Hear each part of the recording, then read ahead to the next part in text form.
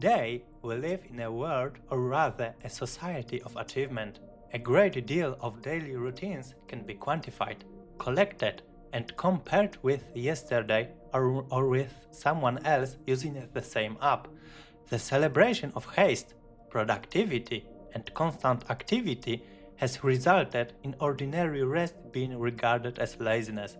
A simple nap has been reduced to a so-called power nap, which should not last longer than those specified 30 minutes. It should take place under specific conditions and at set times. Then you can tick off the task from your daily list. What if life is not a project at work, college, or school?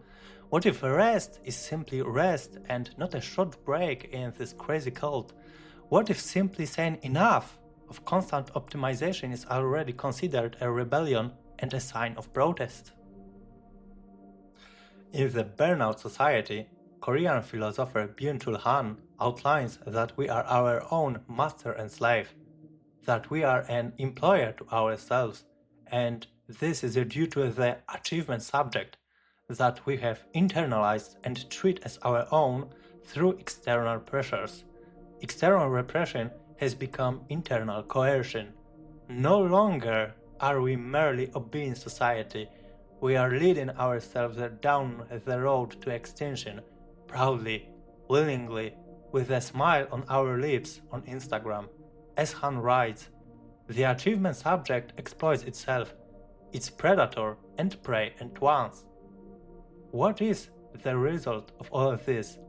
A culture in which rest is exhausted, and the more tired someone is, the better they are, because after all, we'd rather be productive than loved. Time is no longer cyclical and reflective. It has become project time, strictly waterfall, agile, Six Sigma, lean, or sprint approaches. There is no room for a moment of reflection or things of schedule. Project and time have become strictly results and development oriented.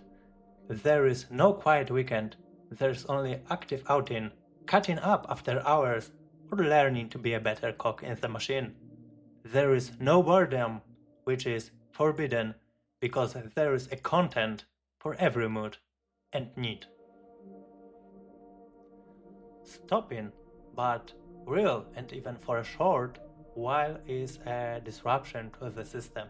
This is a bug that should be debugged. As Eliot beautifully put it in Mr. Robot, debugging's actually all about finding the bug, about understanding why the bug was there to begin with, about knowing that its existence was no accident. It came to you to deliver a message. The very message that can be conveyed by stopping for a moment is rest, a break from constant automation and optimization. To stop filling the hole you've been trying to fill for years. Remember that the longer you look in the void, the longer the void looks at you. It emerges from the depths and cries out for your attention, screaming to do something. The choice of resting to do nothing and just be, as Han puts it, to be more of a human being, not just a human doing. It allows us to regain control of our time, not to rest and to return to the direction, but simply to exist. To refuse the constant colonization of our attentions through advertisements, reels, or other pop-ups. Maybe the best thing you can surprisingly do is to do less. Not because you're lazy, but just because you can. Like I said, life is not a project.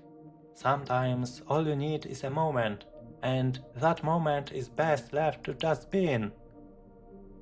When was the last time you did nothing and felt no guilt about it?